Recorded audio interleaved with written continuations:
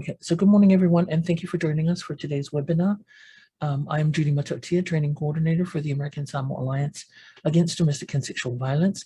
And today's webinar is made possible by the American Samoa Alliance Against Domestic and Sexual Violence in partnership with the VA Pacific Island Center. Today's discussion is facilitated by Dr. Sarah Wong from Honolulu, Hawaii, with the support of Dr. Jueta Magachin-Sofaiono from the American Samoa VA office, who is also joining us today. Welcome, ladies, once again, and thank you, Dr. Wong, for making this possible. So we're going to have Dr. Wong introduce herself before we move forward. Thank you. Yeah, so I definitely missed home throughout my schooling. So it was always a goal of mine to return home back to my family and to serve my community that I was kind of born and raised in and who helped instill my values. And so as soon as I could, I moved back home so I could complete my training here in Honolulu. And so that's kind of what led me to working at the VA here. And so as a psychologist or a psychology resident, I really enjoy working with older adults or just adults who are going through transitions in aging. And I also really am passionate about rural health, so really serving our communities with barriers to care or harder to reach areas, and really problem solving and working with the community to figure out ways we can increase access to mental health care for our communities. And yeah, so this is a picture of me, and this is my dog Arya. So on my free time, I really like to run. I'm learning to play golf, and then spending time with my dog and my family. So that's just a little bit about me. And so yeah, over the past few months, I've gotten to work with Judy. And so I think before the talk today, she sent out a few questions that I wanted to just start off our talk today with. And so I just wanted to check in with the group first if there are things that you're hoping to learn today, or things that you're really hoping that you can get out of our talk today. If anyone minds either typing in their answers in the chat or muting themselves and sharing if there are things that you're hoping that we discuss today.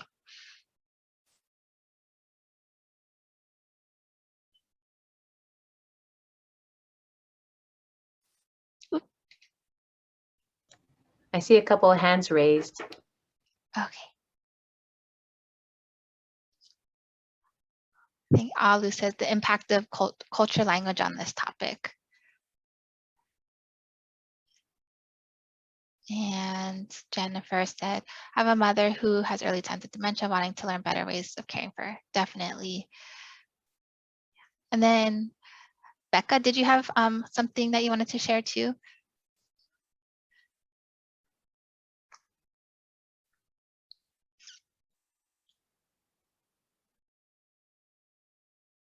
Okay. Well, yeah. Yeah, so Megan also says, hoping to go over how to prevent memory loss or improve memory for premature dementia and memory impairment from brain injury. Yeah, so yeah, Megan and Jennifer, we're definitely going to be going over kind of signs of memory loss and what to kind of look out for in terms of warning signs. And we're also going to go over ways that we can kind of keep our brain health active, and so to kind of slow off any cognitive decline, and also go over the differences between what's expected normally with aging, and also what signs are when we consider we're noticing things that are more beyond what we would typically expect with getting older. So we'll definitely go over those things. And then Alu brought up a really important topic. I'm really glad that you brought that up, but knowing more about the impact of culture language on this topic. And so I really appreciate that thought, because it is so important, especially with understanding how this plays out in American Samoa specifically. And yeah, I really invite us to discuss that throughout the talk today, and also would love to have Dr. McCutcheon chime in around cultural aspects of language when we're discussing these things too. And I think it's also important to know that you all come with a wealth of knowledge and information about your loved one, in addition to the Samoan culture. And so I hope that as we're discussing more, that this is something that you can, as you're taking the tools from Dr. Wong, that you're able to kind of see, okay, these are the ways that I can do this with myself or with my loved one within the context of Samoa. Yes. Dr. McCutcheon is entirely correct, is that you know your loved ones and your family members and friends the most. And so I'm hoping that we can use today to bridge your knowledge with your situation with what we know about how we can kind of address and work together to address memory impairments. Thanks everyone so much for giving some thought to that question. I really appreciate the discussion. And so I also wanted to know from the group, if you feel comfortable sharing some things, what are some things that you notice your loved one or family member or friend or someone in your church, what do you notice if the things that they've been having a hard time remembering? And again, feel free to share what you're comfortable with, and if there's things that you want to save for the side too, we can do that too. But are there some things that you're noticing that your loved one is noticing, forgetting more often, or patterns that you are noticing?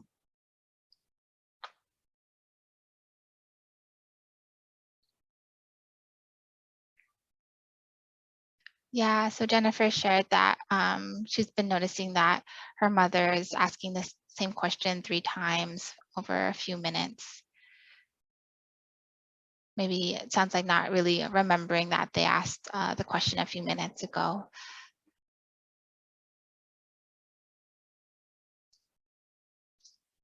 And then Alu is sharing that, yeah, with your family members, things seem to be okay for now. But with your mom, difficulties remembering names, yeah, that's very common. Just as we get older, it's harder to associate names and faces.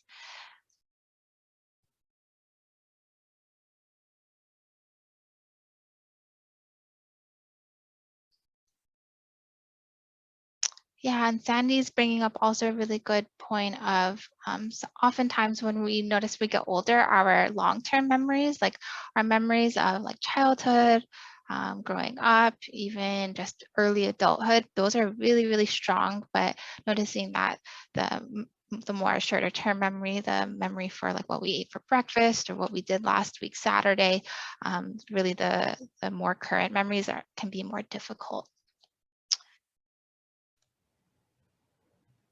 Sheree also mentioned that her mom was assessed, and the moderate dementia was something. She was diagnosed with moderate dementia, and so knowing that there are different levels, is something else that's important too. Because as it progresses more, you'll start to see more severe symptoms come up.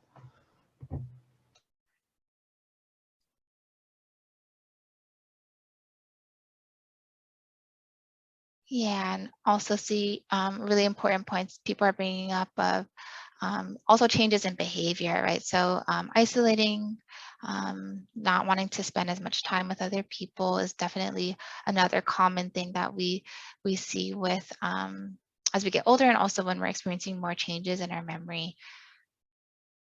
And yeah, how things kind of go up and down throughout the day too, and how recalling stories might change. Yeah, thank you so much, everyone, for sharing your personal experiences with noticing. Sorry.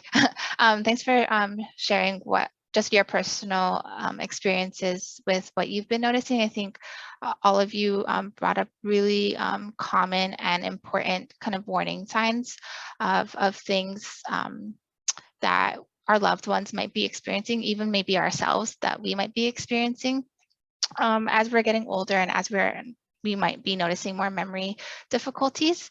So I think what is really important to go over is that, as we grow up, and just naturally as our brains have more time and just get older, we are going to all experience some degree of changes to our memory. And what's really important though is to notice, is this change typical, what's normally expected with growing up and getting older? Or is this something that's a little bit more serious and something that I should be more on the lookout for and seek out maybe more medical attention or more professional support around?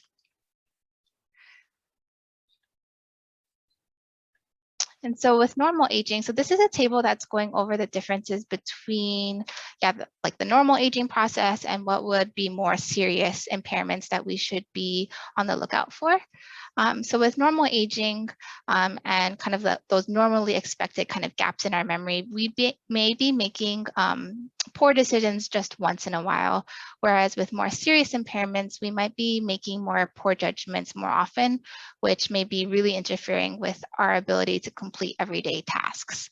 So this can be, everyday tasks can really look like doing our laundry, preparing meals, paying our bills, driving, right? So it's really, when it gets to the point where it's really interfering with our everyday tasks, that's when it starts to become pretty serious, and when we know that we should kind of elicit additional support to help either ourselves or our loved ones. So for example, sometimes we may forget to pay our credit card bill because we are having a really stressful month with things that are going on either at work or with our friends or our family. And so that's normal, right? Sometimes we just forget to do things, and sometimes things just slip off of our minds. But with more serious memory difficulties, the ones that we really want to be on the lookout for, someone may be forgetting to pay their bills so much so that they may be getting threatened to be kicked out of their house because they're not keeping up with their payments, or they may be forgetting when they're driving, for example, they might be forgetting like where they're going, which is really, really dangerous because then they're kind of wandering and driving even late at night. Another common part of normal aging is that sometimes we just forget which day it is, but then later on we are able to kind of reorient ourselves and remember, oh yeah, today's Monday, you know, yesterday was Sunday, I went to church. But with more serious impairments that we might be noticing with either ourselves or our loved ones is that it doesn't come back, like us being able to remember what day it is, even what year it is, or who the current president is, or key parts of knowing where we are in terms of space and time. It becomes much more difficult to track. So you might notice that with more serious memory impairments, we might ask someone, you know, what year is it? And they might say something that might be not accurate, right? They might say it's 2018 when it's 2021. So that's something that we notice more often, is that with normal aging, sometimes we just forget what day it is because we might be really stressed out. But then with more serious memory impairments, it's really difficult to get reoriented or really be readjusted to our current time and place. And also to be aware that some people who retire and who may not be, you know, using time as much anymore, you may also see these as well. But it's a significant change when you're seeing that this, in addition to other things. But 2021 versus 2018 is a big difference, yeah, versus last month. Yeah, and then also like sometimes with just part of the normal aging process, or just being really a human, is that sometimes we're talking with our friends or our loved ones, right? And we can't find a word, and it takes us maybe a few more seconds, but we really search and we're able to eventually be able to pull out the word that we're searching for, or we can at least kind of identify or talk around that word we're searching for when we're talking to our loved ones. But with more serious memory impairments, those word finding difficulties are really, really interfering with our ability to have everyday conversations with our caregivers, our family and friends. And it also might be to the point where someone is so embarrassed about their difficulties with finding words that they might start to withdraw and isolate because of that embarrassment. They don't want to be embarrassed of the difficulties that they might be having. So yeah, a lot of these things that someone might be experiencing are not necessarily things that are in isolation, but things that are related to other things, right? So it might start off with difficulties finding words in conversations, which then can lead to wanting to spend more time alone because it can be so devastating or embarrassing that for someone to recognize that they're experiencing these changes in their memories.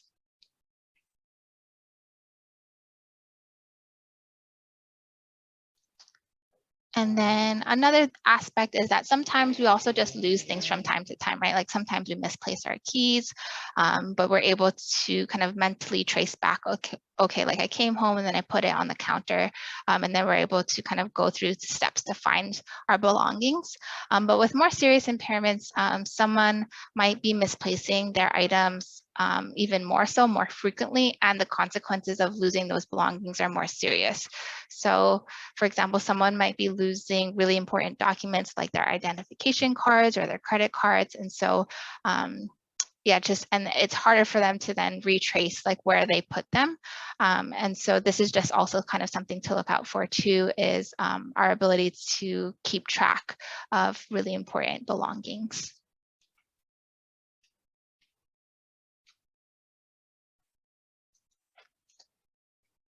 So those were some kind of signs of what to look out for in terms of things that might be common with memory changes, and just some differences between what memory changes might be typical with us getting older, which versus ones that might be more concerning, and which we might want to get more help and support around. And so now that we've gone over some warning signs of what to look out for, we also want to review like what are some causes of memory difficulties? Like what are some things that can contribute to us having more serious memory decline than what we would typically expect with getting older? So again, like one thing I mentioned is that as we age, certain parts of our brains just naturally change shape and size, especially those areas of the brain that are really important for like learning new activities. And so, yeah, so just one thing that can contribute to memory difficulties, again, is just the normal part of us getting older as humans, as something that we all experience. But I also want to highlight with this point too, that us getting older does not 100% mean that we're kind of doomed or we're all going to experience like negative changes. Age actually brings up a lot of positive changes for our brain too, right? So a lot of, we know that as we get older too, we have an increasing amount of knowledge that we had compared to us being 20 years old versus us being at 60, 70, 80. We have a lot more world knowledge, a lot more words or vocabularies. And so there's also a lot of positive things that happen to our brains too as we get older too. So another thing that can cause some memory difficulties is depression, anxiety, stress, or any kind of difficulties with emotions.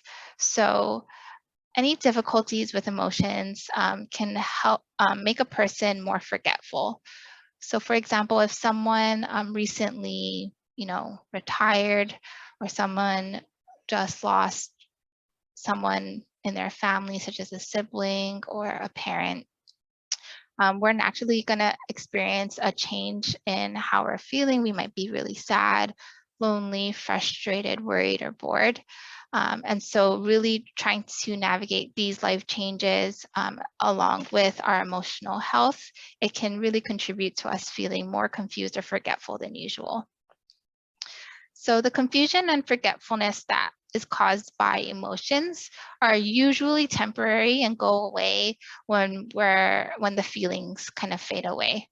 And these can also be really addressed too by getting the support of our family and friends to help us cope with those more difficult times and more difficult emotions.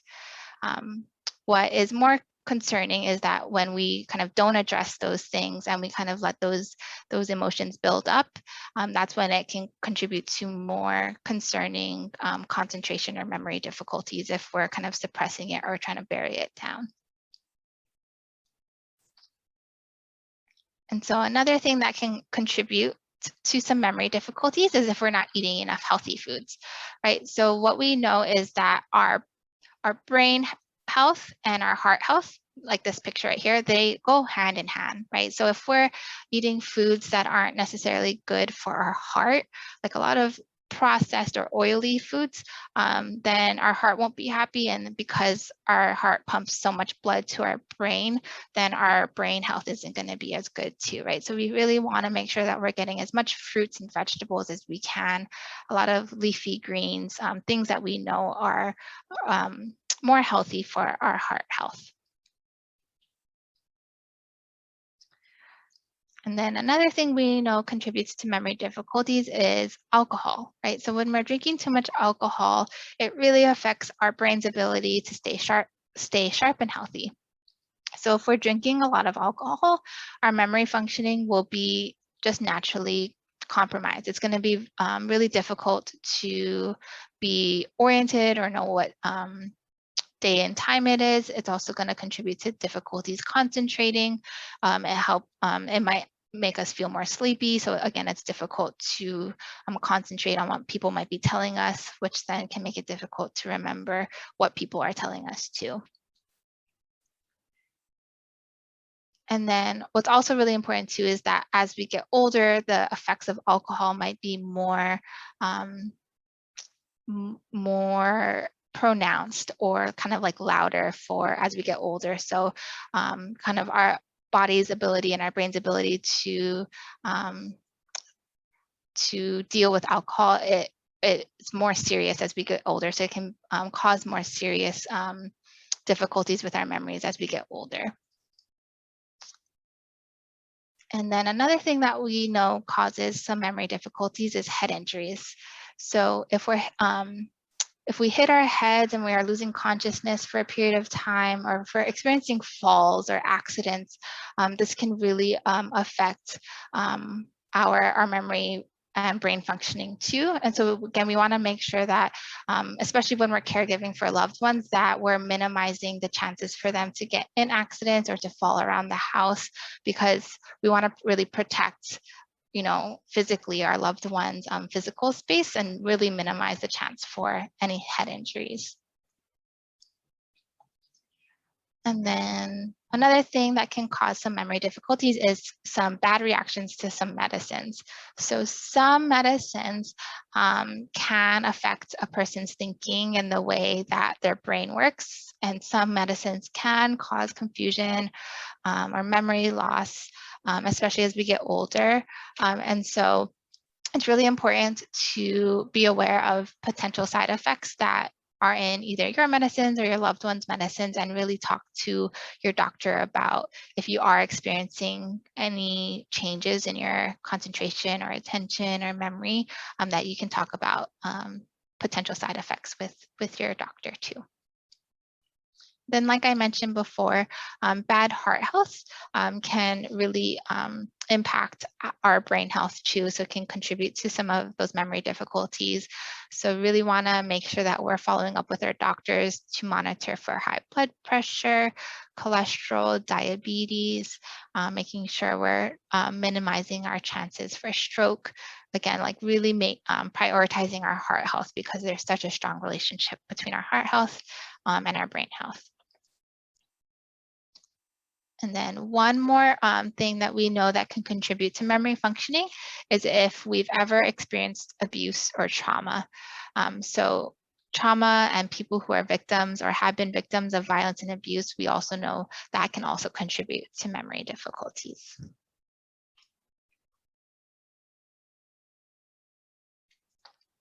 So before I begin, Dr. McCutcheon, is there anything to add or any thoughts with this? I think it just goes hand in hand too with the exercise and what that looks like here. So just to be aware of heart health and ways that you're already exercising or allowing them to. And with head injuries, as they get older, and especially if individuals are experiencing dementia, you may be more prone to falls. So that's also something that it can kind of it becomes a compounding effect, right? Where you're already more prone to falls. And then if you have a fall and experience a head injury, can create more issues with memory. So just something to be aware of. Thanks, Dr. McCutcheon. And then, yeah, Megan was saying alcohol-induced dementia, yeah, can cause damage to our brains. And yeah, so there, to a certain extent, Megan, you're right that as we recover, as someone is recovering from alcohol use, you're really going to help that brain health too. If the more we are able to decrease our alcohol use, the more our brains can recover and kind of fight off those effects that it's been kind of coping with a lot of chronic alcohol use. And so, yeah, recovery is really, really important if alcohol or substance abuse addiction was contributing to the memory impairments. And the more support we're able to get from our recovery too will also help to kind of decrease the negative consequences or mitigate any kind of more negative side effects that might be happening from long-term alcohol or substance use.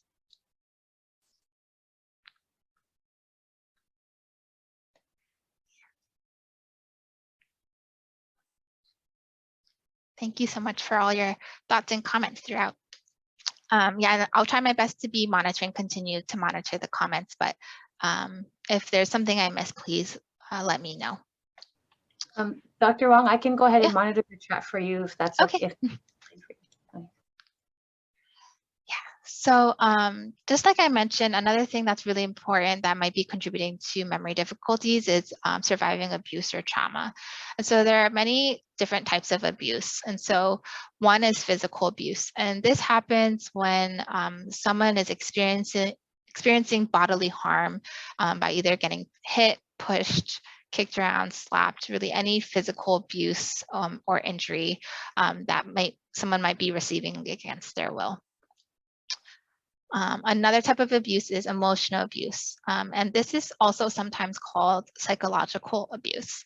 So this can look like someone saying really hurtful, disrespectful words, yelling, threatening, or even repeatedly ignoring someone.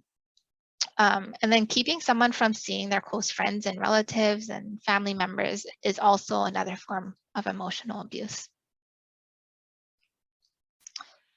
Another type of abuse is neglect. And so neglect occurs when caregivers don't respond to the person they're responsible for and don't care for their needs. So this can look like a child, kind of like a 5-year-old child being left to take care of themselves, right? So their primary support systems, their parents might be not providing them food and water, which are basic biological needs. This can also look like when we're caring for older adult patients, right, that they, if someone we know has dementia or if someone has a lot of medical conditions, but their caregivers are not giving them the medical care that they need, and they're kind of just leaving their loved ones out to get their own food and medicine on their own, even though we know that they might need additional support with that. Another type of abuse is abandonment. So this is leaving someone alone without helping them get access to care. Sexual abuse involves unwanted sexual attention in the form of verbal remarks or physical touching. And another important type of abuse that a lot of us don't talk about, but is very, very common is financial abuse. And so this is what happens when money or belongings are being stolen from someone. So it can really look like someone taking someone else's checks or someone taking someone else's retirement or social security benefits, or using a person's credit cards or bank accounts without their permission. And so this is also something that's really unfortunately common with older adults, because they are just a more vulnerable group of people that can be kind of taken advantage of financially. And so it's really important to be mindful of the different types of abuse that exist. It's when we hear like abuse and trauma, oftentimes it's associated a lot with physical abuse or sexual abuse, but there's actually a lot of different types of abuse that we really want to be sure that we're mindful of, not only for people we're caregiving for, but also for ourselves, because it's really important for us to check in with ourselves, especially as our roles with caring for other people, if your needs are also being met, just given everything that you might have experienced and also have survived too. And so also what we want to review are what are some signs of abuse. So again, just things to look out for, in not only in the people that you might be caring for in your family or in your friends or, you know, in your church, but also in your community. So it's also our role to be looking out for others in our community and just to look out for any signs of abuse that we might be noticing with other people. So some signs of abuse might include someone is just not doing the things, they stop taking part in activities they usually enjoy. So they might not be doing, getting outside and going on their walks when we know that they love to have their morning walks and drink their coffee. So something that we know they typically really, really enjoy to do, we start noticing that they don't do those things anymore. And then another type of, or another sign of abuse is like just looking different, looking more disheveled or messy, just not really kind of kept up with their personal hygiene, unwashed hair, dirty clothes, even not looking like they received a shower in a while too.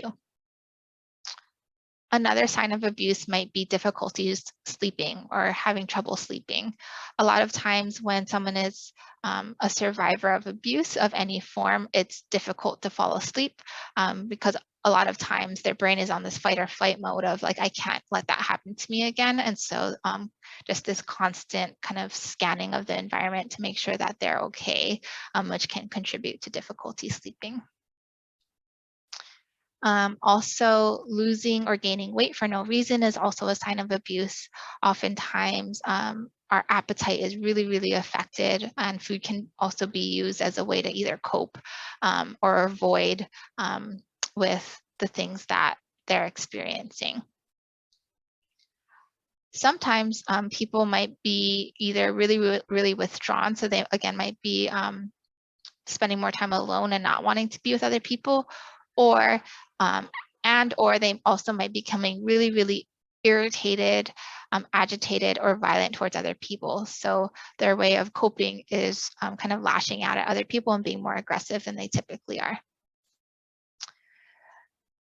And then another sign of abuse is unexplained marks on their body. So just be mindful of any kind of markings, bruises or scratches, or even if you notice that someone is trying to wear different clothing than they typically might be to hide areas that they might be getting hurt. And another sign of abuse is insufficient care or unpaid bills despite having resources. So if we notice that someone is having difficulties keeping up with their credit card bills or their car payment, house payments, or anything, but we know that they have kind of the means to do so, or if we're noticing that someone is going hungry or doesn't have enough food in their pantry, but we know that they typically do, and it's something that they haven't really expressed concern about in the past, this is also a warning sign. Dr. Wong, there were a lot of there's a lot of good discussion kind of going on in the chat, and so some were mentioning to not forget about the spiritual or verbal abuse. Liz had mentioned that. One of the other things too was discussed was that we don't typically discuss this in the culture. And I think a lot of times within the culture, we emphasize the importance of caring for our elderly and, and hold them in high esteem.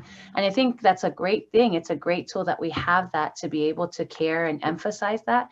At the same time, I can imagine that for some family members, the shame of not wanting to or not wanting to reach out, that you end up taking on a lot of this yourself and trying to just keep it within the family, when it can, that leads to that burnout and potentially other abuses and things like that. Because I've noticed that with some individuals that it's been helpful when they've been able to rely on on villagers to help out and to watch out for some of their loved ones.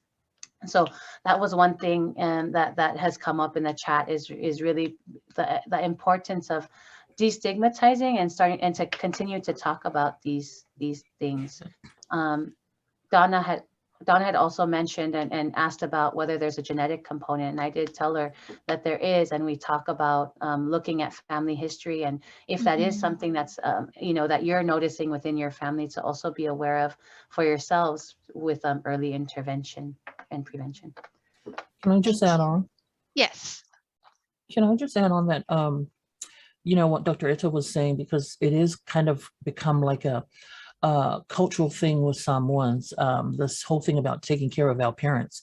It's like when you're unable to care for your parents, like if you need to remove your parent from your home, have them put in places like Hope House here locally.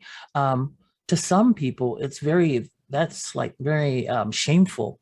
It's like, because we have this belief as Samoans that we are to care for our parents. And Samoans have this thing that when we talk about caring for our parents, they say "Tausi o lima," which means you actually literally care for your own parents with your own bare hands, And so taking your parents somewhere else, it's like that can be very stigmatizing, like Dr. Ito was saying.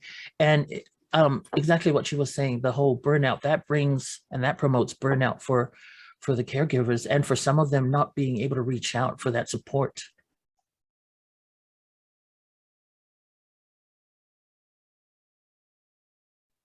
So I just wanted to mention that. No, yeah, thank you so much, Judy and Dr. McCutcheon, for sharing, the cultural aspect of how shame and guilt, I think, within the comments, like Alu and Megan are just mentioning how a lot of these things are playing into seeking support, and also just that added pressure that we might be facing with taking care of our loved ones and our family members. And, a lot of these things are so intertwined and related. And definitely, I really appreciate everyone's comments on how, like Megan was saying, like complex trauma and family histories and mental illness, they're all contributing to what someone, a caregiver, might be experiencing. And just Dr. McCutcheon, I thank you, and Judy, for mentioning the stigma that's associated oftentimes with us reaching out maybe for community supports.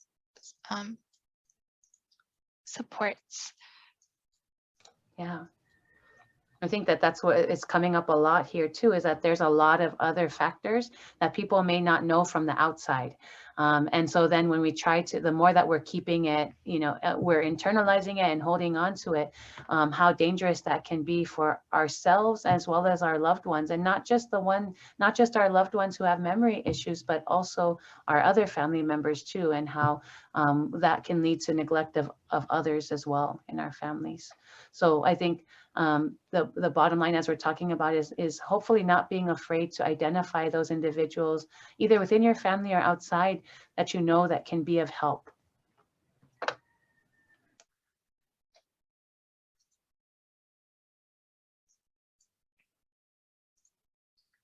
Yeah, thanks everyone for your thoughts. And so, we really want to kind of now spend some time thinking of like how can abuse and trauma really impact our memory? Because oftentimes this is something that we might not even be on our minds when, especially in the moment, kind of on a fight or flight or just a survival response. We might not be even noticing that it's impacting our memory, but it does really have such a crucial relationship with our memory functioning. And so, when we are confronted with a crisis, if we are undergoing physical abuse, emotional abuse, mental abuse, spiritual abuse, our brain often activates its fight or flight response, fight, flight, or freeze response. And so in these times, our brain kind of goes into defense mode, and that takes over. So kind of the front part of our brain, the prefrontal cortex, or the part of our brain that's usually responsible for like our decision making, our planning, that kind of turns off. It's no longer in control. And instead, the areas of the brain that is responsible for like scanning for danger, making sure that, our basic needs are being met, like those parts of our brain instead kind of go into high gear. And so because our brain is kind of turning off some areas and other areas of our brain are turning on, it might feel like we are dissociating, or we're kind of disconnecting ourselves from reality because our brain, again, is in that fight or flight mode.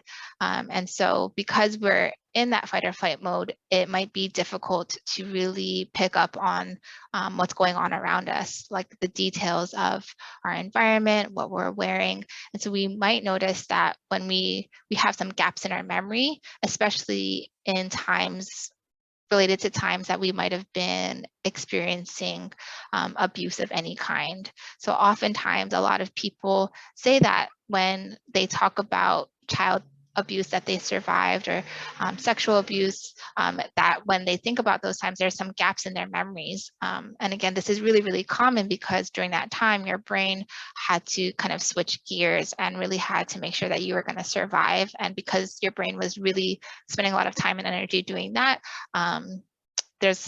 there are some things that your brain couldn't kind of process in that moment too, leading to some difficulties remembering what was going on during that time. And so surviving abuse in the long term too, right? So say that we did experience abuse as a child, as an adult, that doesn't mean that all of those things went away, right? Those memories are still with you and you're still kind of a survivor. So in the long run, it can also contribute to some memory difficulties. It can be really difficult to concentrate on things. It can make it harder to remember topics of conversation that you might be having with family or friends. And this can typically, we really see difficulties concentrating increase more when we're kind of reminded of what happened to us, right? So if you see someone, you hear a sound, you smell something that kind of brings you back to the abuse or the trauma that you experienced, it might be really, really hard for you to concentrate on what someone is telling you right now, because again, your brain kind of just goes back to that time, and it's just hard to focus on what's in front of you right now. And then, trauma can also impact our memory because it's difficult to relax. It's just with everything someone has been through, it can just be difficult to kind of feel relaxed or at ease. Again, our brain might be kind of scanning our environment to make sure that things are okay. We're not put into that vulnerable situation again. And so it can be kind of harder to feel relaxed at the same time, which then can impact our memory. And then also we might be having difficulties with sleep. And so if we're not getting enough sleep throughout the night, then our energy levels throughout the day might be lower, which then leaves less resources for our minds and our brains to help handle the everyday tasks and activities, which then can impact kind of our memory too.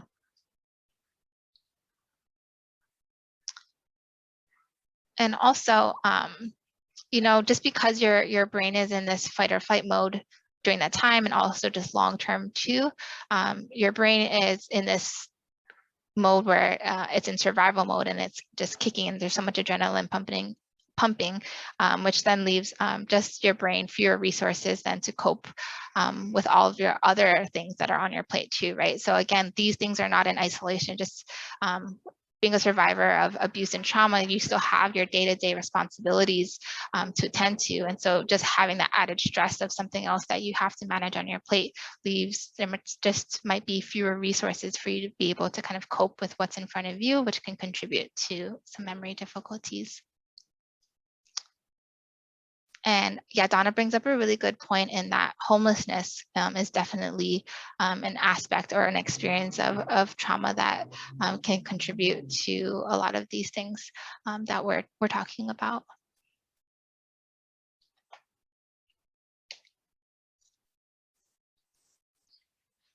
And so now that we've gone through some things we know can contribute to difficulties with memory, we're just going to go over now how we can support our brain health to, potentially minimize difficulties with memory. So I think someone was also, I think it might have been Donna, but I think someone asked earlier, like, oh, is there a genetic component to it, or a family history component to memory impairments? And so there definitely is, right? And so, but that's not to say that if someone in your family has dementia or Alzheimer's, that you're 100% going to have it. It just means that there's an increased chance because it is running in your family. And also there are a lot of other things that we can contribute to memory impairments, and a lot of things that we can then focus on to reduce our risks for experiencing memory impairments ourselves, right? So again, for example, with like high cholesterol or high blood pressure, like that runs in families too, right? But that doesn't 100% mean that all of that person's children are going to get it too. There are a lot of things that that individual, that parent, and their children can do to kind of minimize the risks of having it, right? So there is a genetic component, but again, it doesn't mean it's 100% going to affect everyone in the family. There are a lot of things that we can do to reduce the risks, right?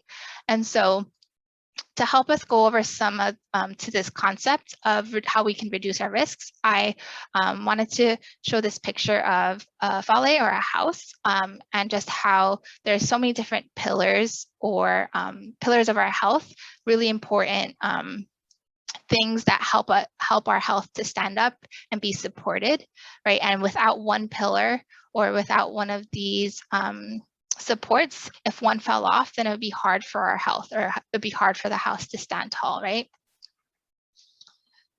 And so one of the pillars of health is our physical health, right? So if we are really maintaining our physical health by going to the doctors regularly, getting screened for heart conditions, other medical conditions like diabetes, high blood pressure, really frequently, we're really prioritizing our physical health. This is really, really important aspect or pillar of making sure that we're reducing our risks. And this is also brings us to health behaviors. So this is, how our sleep, our diet, and our exercise, right? So we really want to make sure that we're getting enough sleep. We really want to make sure that we're well rested throughout the day. Sleep is really, really vital for our brains to kind of rest and recover from the day's events, and to make sure that kind of like all of our bodies functioning, our biological kind of mechanisms are having a good chance to kind of reset for the day ahead. If we're not getting that sleep, we're not giving our body that time to recover. And if we're chronically, like every day, day in, day out, not getting enough sleep, then our body is just not going to have enough resources, which then means our brain's not going to have enough resources, which then means that might be having more difficulties with our memory. So again, we really want to prioritize getting enough sleep. And then we also, with our health behaviors, want to make sure that we're getting enough exercise, right? And so exercise can look a lot of different ways, but basically what we mean with exercise is we're not just staying at home and sitting down. So we can be going outside for walks, every morning or every night, or even every other day or every few days. It can also just mean like doing chores around the house, really being active with sweeping, doing the dishes, any kind of physical activity of us moving around and making sure our heart is pumping blood, as opposed to just sitting down for hours at a time. And then another part, like I mentioned earlier, is diet, right? So if we really want to be prioritizing fruits, vegetables, leafy greens, making sure that, the foods that are good for our heart, again, are also really good for our brains. I also want to kind of mention that sometimes in our culture, we don't want our old elderly to do a lot of things. We don't want them to feel like, we want them not to worry and to do any tasks. And sometimes it's actually important to allow them to have some opportunities to do something. So like my auntie will go outside and do her gardening, and I don't stop her from doing those things because I think it's an important part of her health as well. So recognizing that sitting on the couch for us all day is also not helpful for our loved ones too, with memory issues. Yeah, thanks, Dr. McCutcheon. So yeah, really get creative, like spending any time we can outside, farming or gardening or picking fruits is really, really beneficial. But again, trying not to sit just for hours at a time or be in bed for hours at a time. Finding just little creative ways that we can get some movement.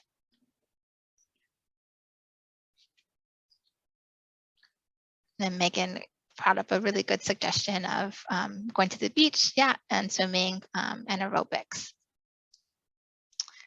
And then this other pillar of something really, really important that helps our health stand tall is our social health.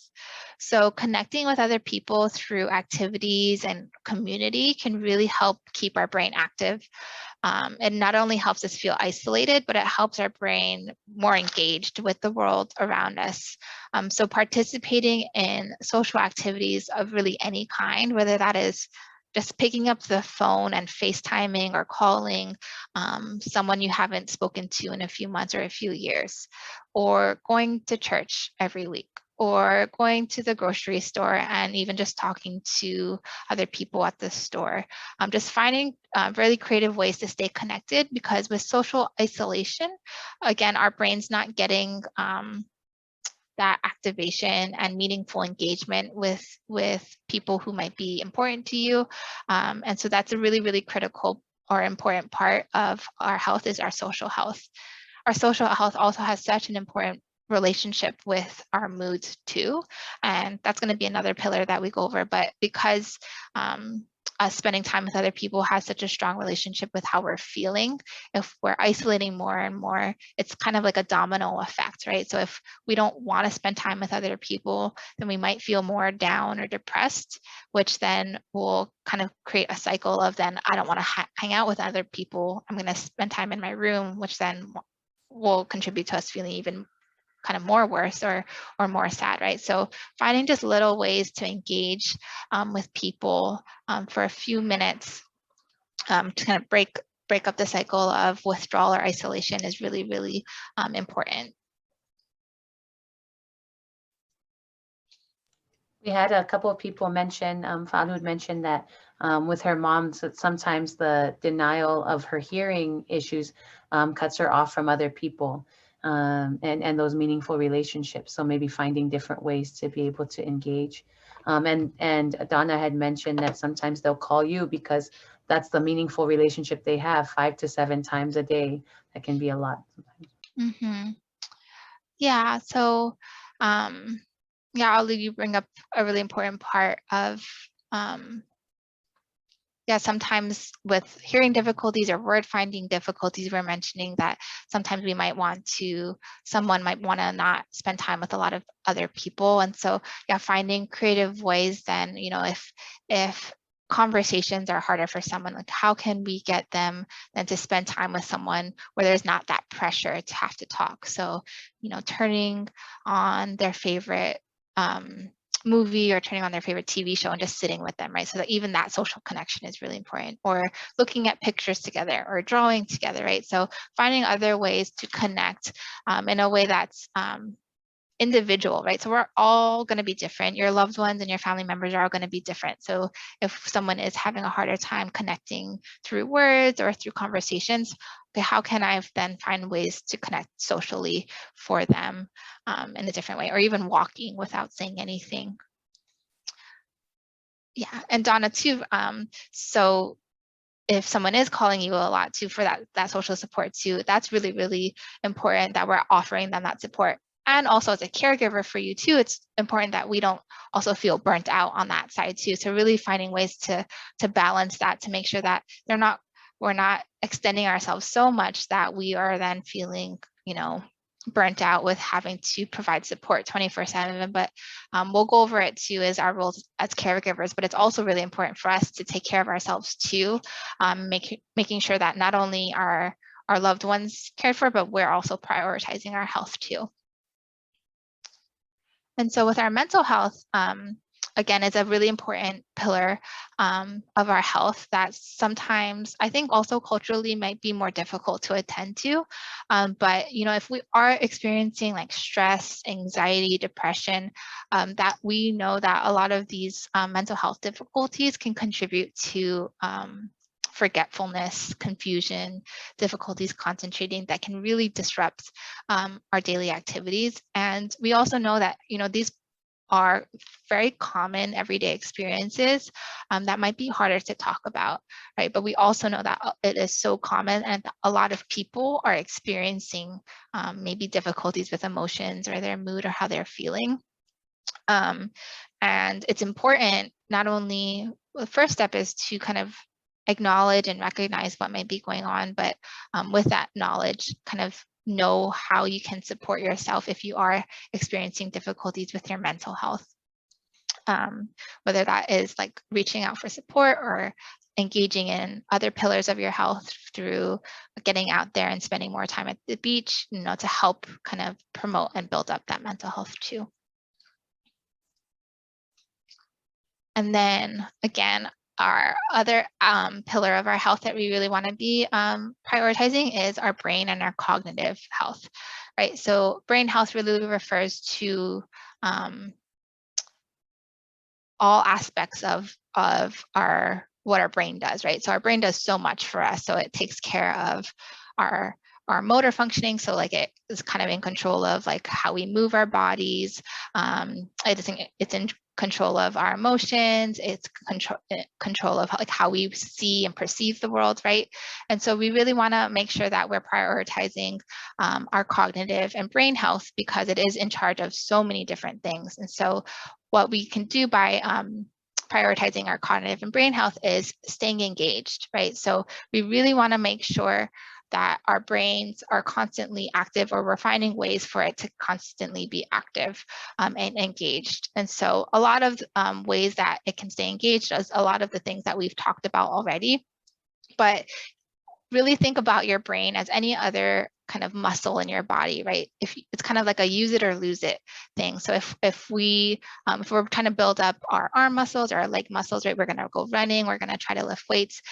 So we're going to really use it and make sure it's engaged so that it can stay strong. Similarly with our brains, right? If we're not going to use it a lot every day, if we're going to kind of stay idle, or we're not going to kind of challenge ourselves every day, then our brains will be more prone to having memory difficulties.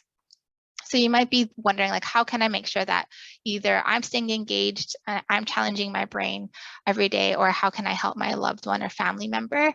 And so there are a lot of different ways we can do that, right? So just crossword puzzles, right? So just finding little ways that we can kind of challenge our brains, word searches, kind of like playing games like Pictionary or charades, even like looking out the window and asking yourself to identify 5 green things, right? So you're just kind of telling your brain to think and to find things, right? So any kind of small activity in which your brain is scanning, thinking, forming new relationships, learning something new, that's a good way to support your cognitive or brain health.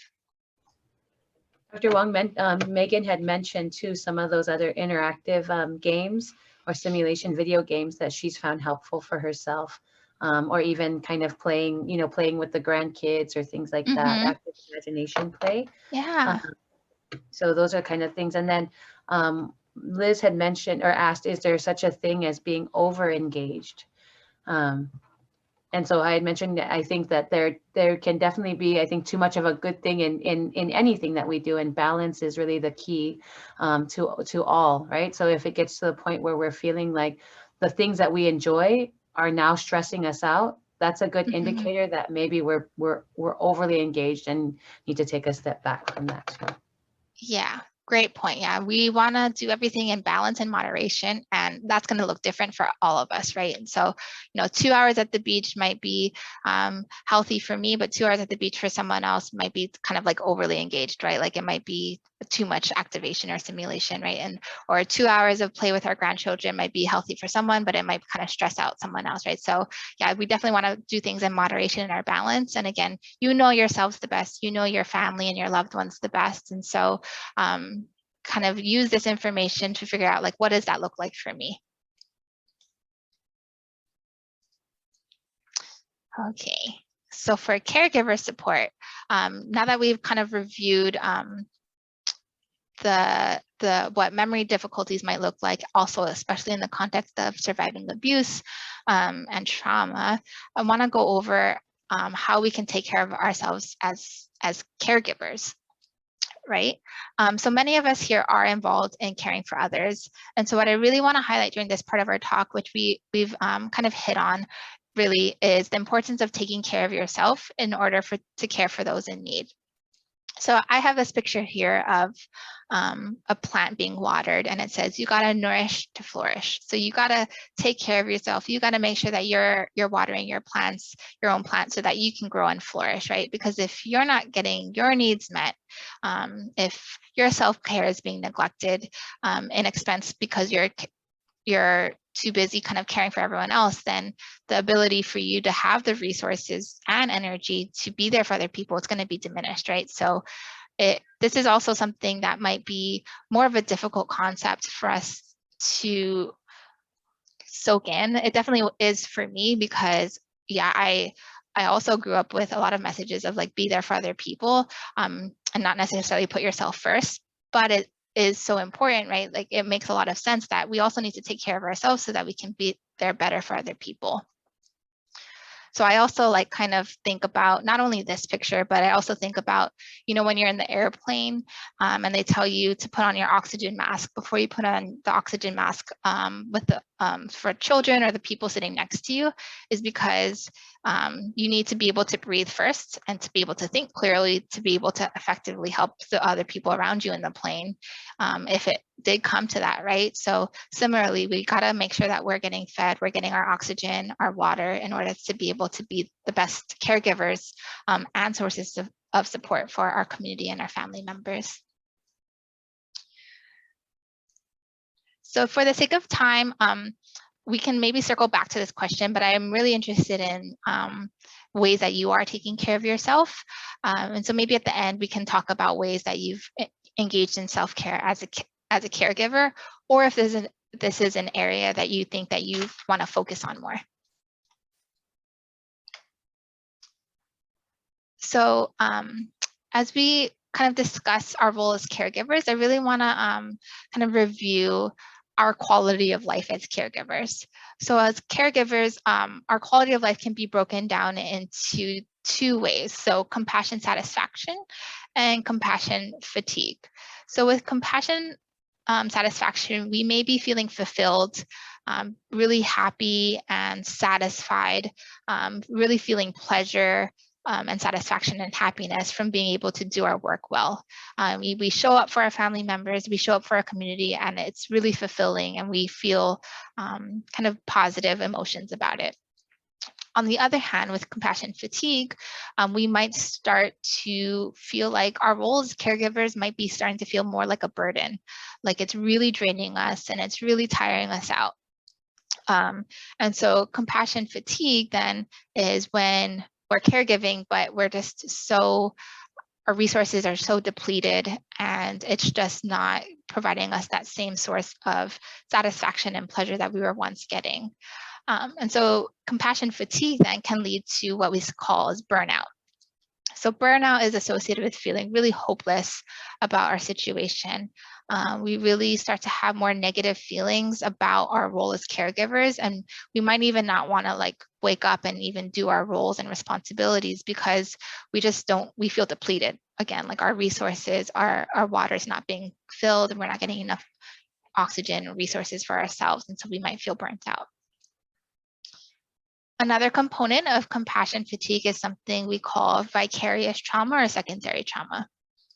So this is kind of like a big term, but vicarious trauma or secondary trauma is when we are in our role as caregivers, we're kind of exposed to trauma and abuse ourselves because of the one that we're caring for, or our loved ones might be a victim of abuse or trauma, right? So just by them experiencing that, we're kind of having a secondary or indirect then domino effect of having this trauma response too. So we might then start to develop our own kind of stress or anxiety because our loved one is coping with stress and anxiety. So it's having this domino effect on the whole unit and the whole support unit.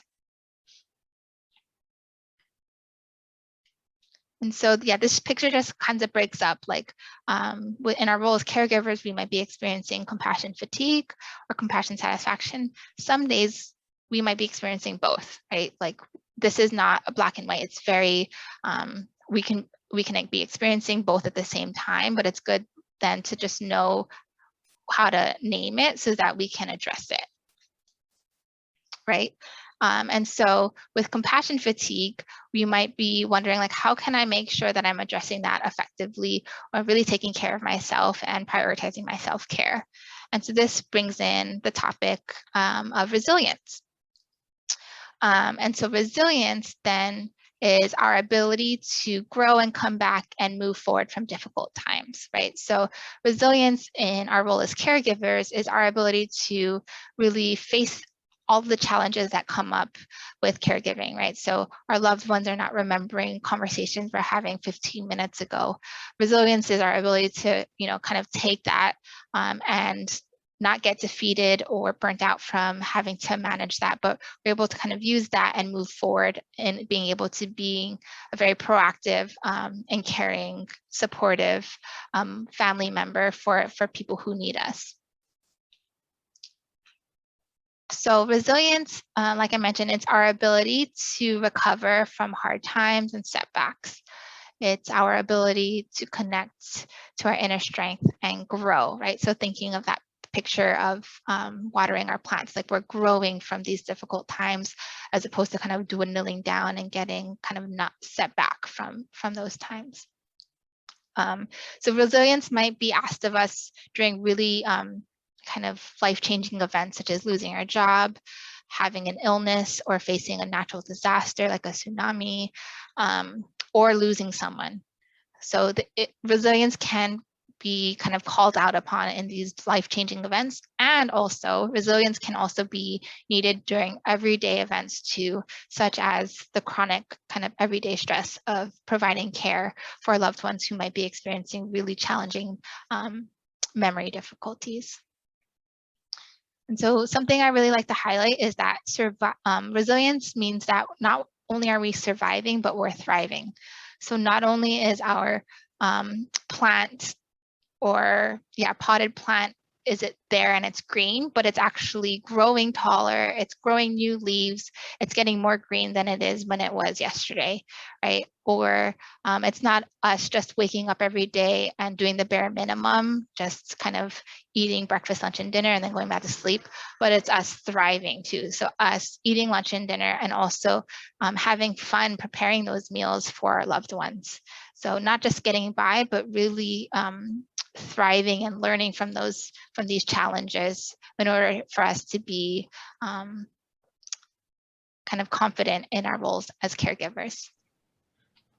I find, Dr. Wong, that when I'm thriving with caring for a loved one, I'm more curious about what they've done or want to hear about what they've done during the day versus just, okay, what did you eat today? Did you take your pills? You actually wanted to hear, and share with them. Yeah, that's a good point, right? So when we're feeling burnt out or we're just feeling like we're just getting by every day, we might just be giving our loved ones their meal and their pills and just sitting there kind of zoning out at the dinner table. But when we're thriving, we're actively engaged and asking them, how was your day? Are you enjoying the meal, right? So I think that was a great example. Thank you. So this term resilience is pretty fancy and big. So I just want to spend some time going over like what resilience is, what it means and what it is not, right? So what resilience is that, everyday problems still happen. It's a part of life, right? We're not saying to ourselves like, this shouldn't be happening. I shouldn't be having to tell my mom what I told her 15 minutes ago, right? That we're accepting that this is something that's a part of the challenges that we're going to face. So we accept those problems, we know that it's part of life, and we're able to still find enjoyment, right? So again, that's that thriving aspect of it. We're able to go on with daily tasks and remain optimistic. So we're able to do our everyday caregiving tasks and also remain like hopeful about our situations. We're able to identify things that we are blessed with, things that we are fortunate for, things that we're grateful for.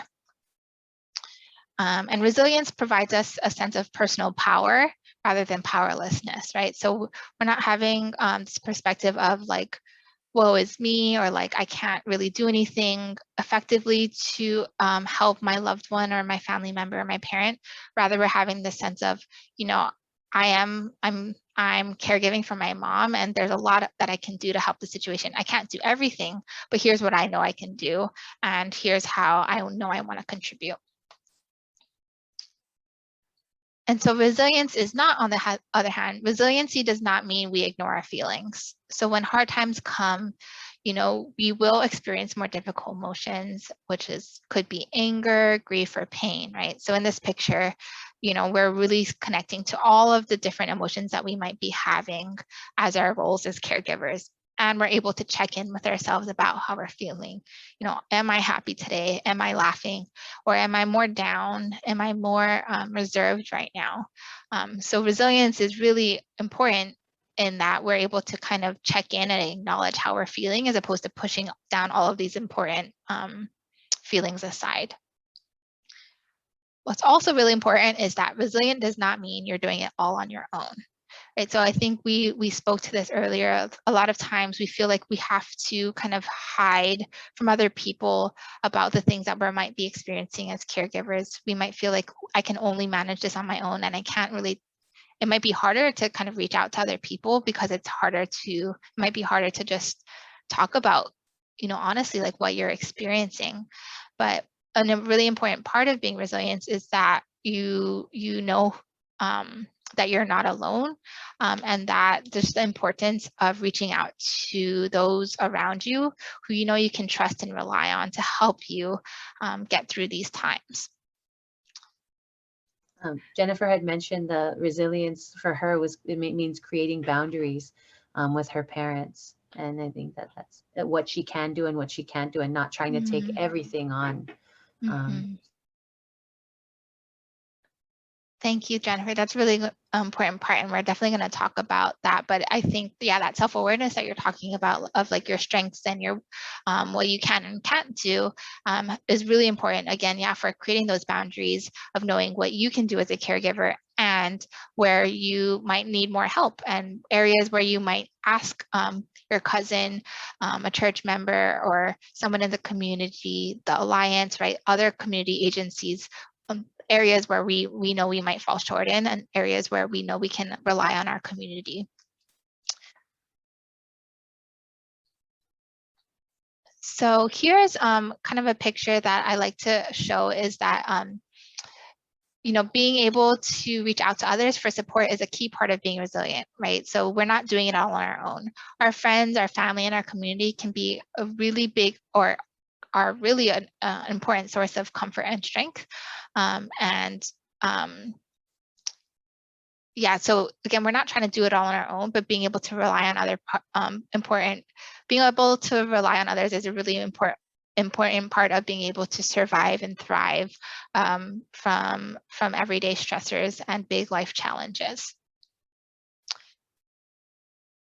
So it's okay to not be okay, and it's okay to reach out to those we feel safe around when we feel like things just aren't okay. If we're having a more difficult time, it's okay to reach out to people and have that community support. So trying to get through these things all on your own can actually increase our stress levels and make it harder to overcome what we're going through.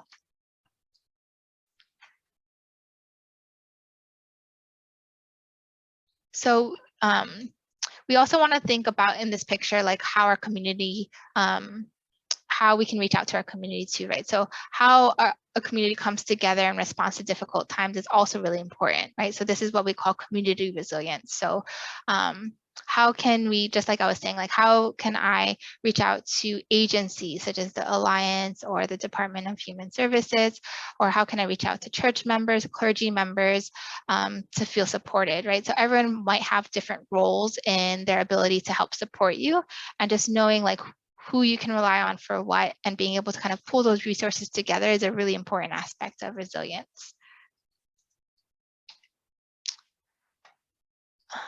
And so this is just kind of a good poster for tips of how we can be resilient.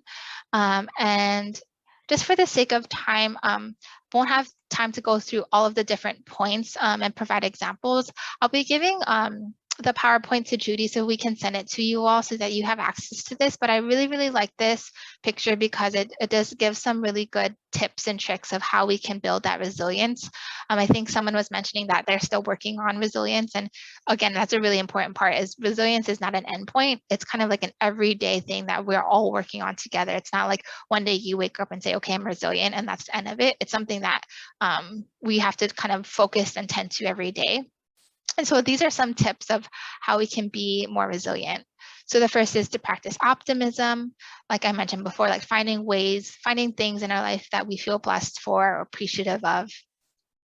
Remembering our successes, rewriting our life. So finding ways that we can even just journal and kind of figuring out ways we can problem solve to make sure that we can kind of address the difficulties we're facing. Again, leaning on others is so, so important. You're not in this alone, and your community resiliency, being able to know where to turn to for what and when is really, really important for being resilient.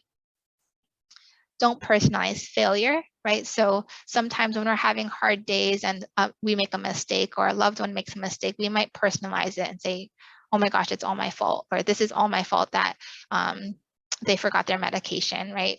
Kind of just being really kind to yourself and, you know, asking yourselves, like, what would I tell my best friend if they made this mistake or if they were going through a hard time, right? Likely we will tell them that it's not their fault, right? But for us, it's so easy for us to personalize a lot of the mistakes or the failures that we might be making. So as best you can, just really be kind and compassionate to yourself, because and extending that grace that you would extend to your best friend or your loved one. Give something to others, manage stress like we talked about, and then get outside of your comfort zone. So find those ways to get outside and get some exercise or activity, or find those ways that we can be more creative with the foods that we're eating, or find ways that we can get creative with interacting with other people in our community. I think sometimes people think of self-care, especially in Samoa, as being a palangi thing. You know, it's something that, you know, non-Samoans do, and it's like going to the spa or going here. But self-care is something that I'm hoping that we don't wait until a vacation comes, or we don't wait until we have the time to go to the spa. It's something that, if you're seeing here, it's things that we can do and we should do on the daily. In terms of asking ourselves, you know, what are the things, what are the little things that we can be appreciative of today? If it's not about the situation, but anything, little thing that we can be appreciative of. What are some things daily that we can implement, just like our hygiene, that becomes more that, as opposed to planning a vacation and just waiting until that one time comes.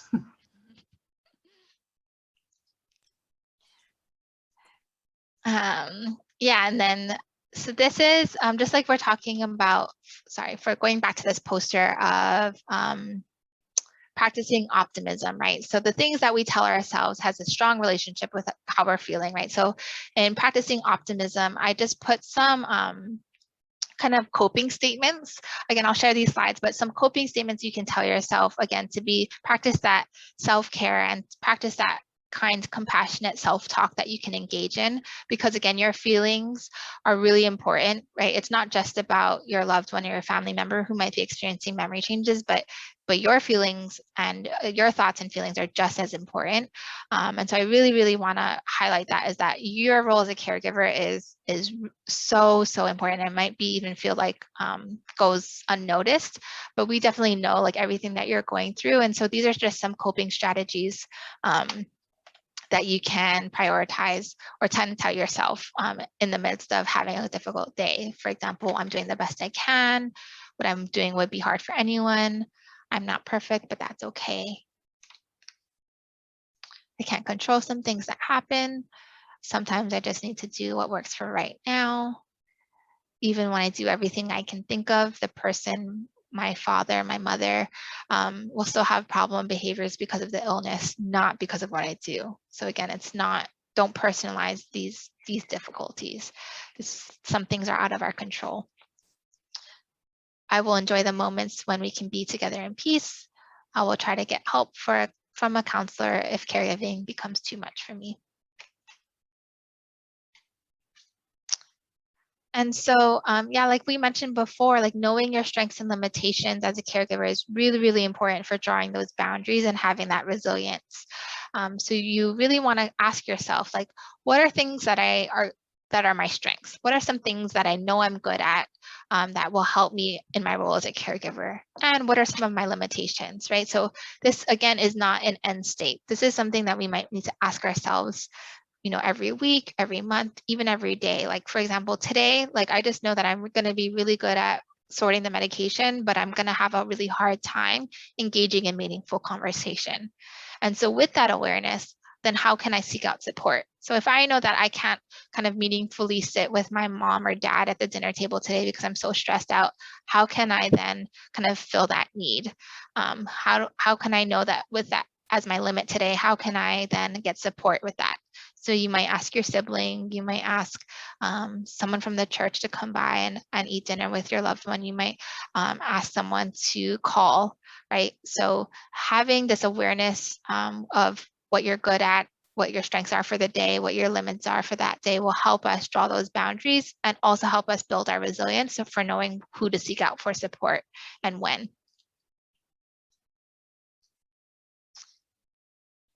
And these are just some kind of tips for caregivers, just some tangible tips, just like that poster. This is another kind of like poster, but tangible tips for just your roles as caregivers. Just because we know that the day-to-day responsibilities, we often might feel like our head is buried and we're just kind of struggling to get by. But just some tips in your everyday roles is, so first, provide reassurance, by physical touch, by holding their hand or putting your arm around them and repeating to them like that everything will be okay. So likely they're kind of overwhelmed with the changes they're noticing. So just providing any kind of reassurance that you see and you recognize the things they're going through, and also reassurance of like they're not alone. Don't argue or try to correct. Instead, just affirm their experiences and kind of soothe and distract them again. So I know it's very natural for us to kind of want to correct our loved ones to say, no, it's Tuesday, it's not Sunday, or kind of just, let them know that they're not right. But it can kind of increase their stress levels and it might increase their embarrassment. So instead of focusing on needing to be right or correcting them, really just affirm of like, oh, I hear that you think it's Sunday, and being like, affirming their experiencing, and then, as opposed to focusing on correcting them, letting them know that information when the time feels right, as opposed to kind of, forcing them to understand that it's Tuesday. So to redirect attention, find outlets for any anxious energy they might have. So they might, again, be feeling really overwhelmed or embarrassed with the things that they've been experiencing. So find creative ways that they can release that energy, whether that's taking walks together, doing crossword puzzles together, any ways that we can get them to, our loved ones, to kind of expend their energy. Respond. So respond to the emotions that are being expressed and not just to the content of the words being spoken. So what this means is that we don't want to just be responding to what our loved ones might be saying to us, because oftentimes they might be having a hard time finding the words of how they're feeling, but we know our loved ones the best, right? I again, like Dr. McCutcheon mentioned, like you're the expert in who you are, and you're the expert in who your loved one is.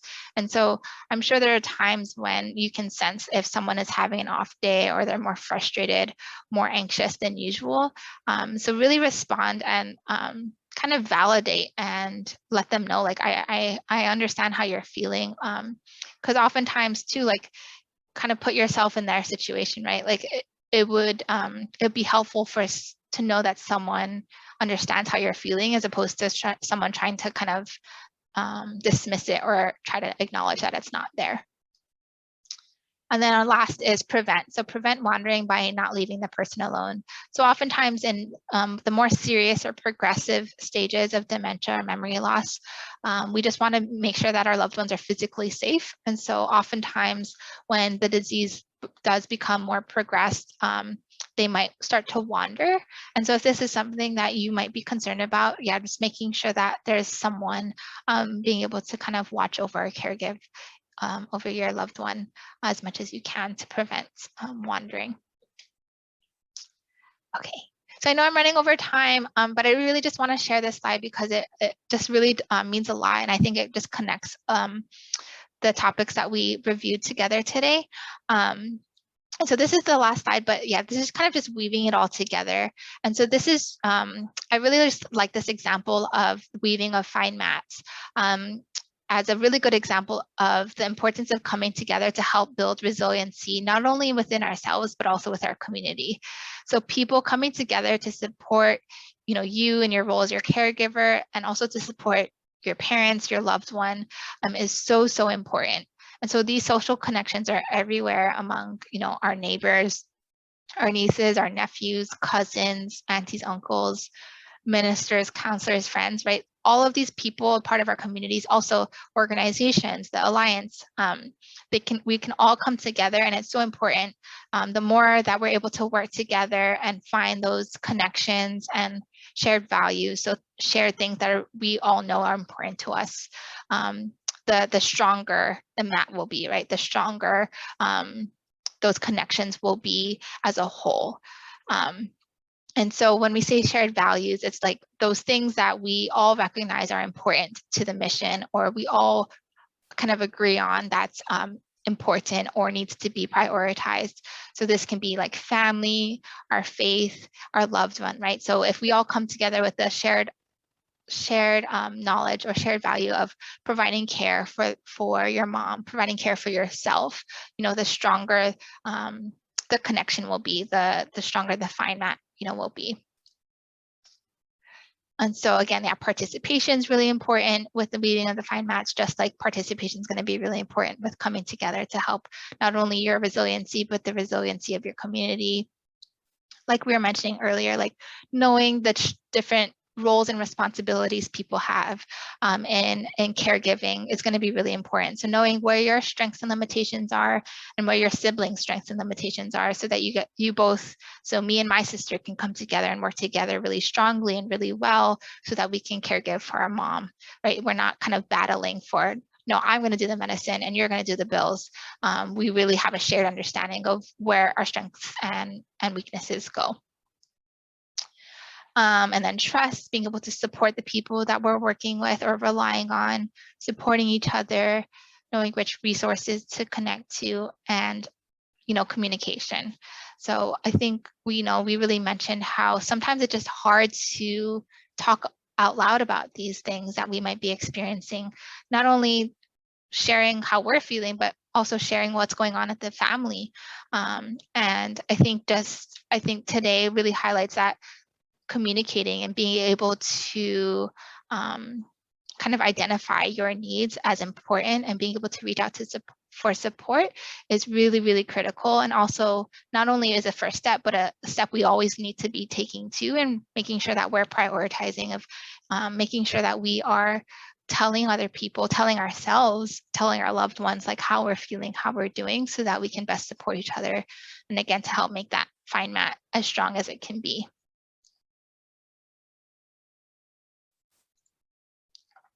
Okay, so sorry I went over a few minutes, but here's just a few local resources that I wanted to provide in talking about community resiliency. So if you are wanting to reach out for additional support in your role as a caregiver, or just for yourself, here are some resources in the community that you can all reach out to. So I'll leave this slide up, but that's it for my talk. And I just want to say thank you to you all for spending this time together this morning together, and for all of your comments. And yeah, I have time. So if you all want to continue to ask questions or provide feedback, I'm here. But thank you all. Thank you, everyone. Thank you, Dr. Wong. Can you hear me? Yes. Thank you. When you said you had time to take questions, did you mean like right now? Yeah, I can stay online to answer a few questions, or okay. Yeah. Okay, we're good. We're good. If anyone has any question. Thank you all so much for participating. While we're waiting for a question, I just wanted to mention, it is something very common here with the Samoan people that when our elders are showing signs of memory loss, we don't see that, many Samoans don't see that as a problem. you know, like, let's Mm. move, let's go see the doctor, because it's not seen as an injury for them to start moving the elders to the hospital, start seeing, you know, getting that medical attention or so. So many of these elders and many Samoan families are just, you know, are just dealing with many of their parents that are going through memory loss and without any kind of treatment. And, you know, you all of a sudden you don't see a lot of the people that you would normally see at church or around, and then you run into their families and then you ask about them, and then they just tell you that, oh, mom's at home, you know, we don't bring her around anymore, take her anywhere because of memory loss. And yet we're talking about the opposite, you know, that just because there's memory loss doesn't mean that life should stop for them. And it's another common thing with us Samoans is that we don't allow them to do anything, you know. I love what Dr. McGutcheon was saying about how she lets her auntie do her garden, and I've seen Auntie Bonita's garden. She tends to it, and many of our elders have those gardens. They love to feed their chickens, their pets, and all that. But a lot of us Samoans don't see that as things that our elders should be doing. They think that they should just be in bed. They should be contained in the house, you know, reading something if they can, or just watching TV. Many of them are just home watching TV. I have a neighbor who goes walking. She goes walking, she's in her 70s, and she goes walking up from the hill all the way to McDonald's, and I live in Pango, and she goes to the McDonald's in the next village, which is in town, and she walks down to that place. It's her way of it's her exercise, and she tries to make it to the market, but she walks like at 3-4 o'clock in the morning, you know, and she's not afraid. And her kids just let her do that because it's her exercise, you know. But many of us Samoan families don't do that. You know, we don't let our parents out the house at that time of the night. Yeah, so I just wanted to include that. Dr. Etta, you were saying something? I think you're on mute. Yeah, no, and it's good to, you know, to make sure to allow them to do certain things. And like Dr. Wong was saying, also to make sure that they're safe when they're doing it. But you know, any routines that we can have or that they can, because a lot of times what happens is trying to go back to the things that they were used to doing, you know, before these changes happened. And so, and in our culture, we think, oh, okay, Absolutely.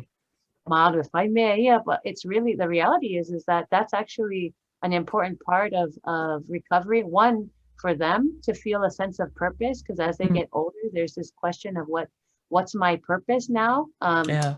And then two, also for maybe helpful for you as caregivers to be able to see that they can do certain things and they can do things as well.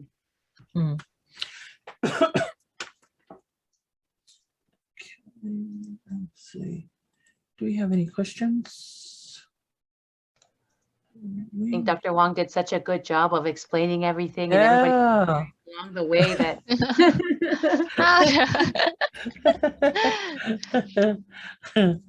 Well, it looks like we don't have any questions.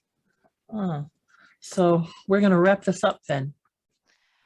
Okay, thank you so much again, everyone. And yeah, Judy, I'll send you the PowerPoint so we can get these slides to everyone too. Yes. But before Dr. Wong leaves, I just wanted to thank everyone for joining us. I wanted to thank our partners that are listening in from Australia, from the mainland, from all over the world. Thank you for joining us.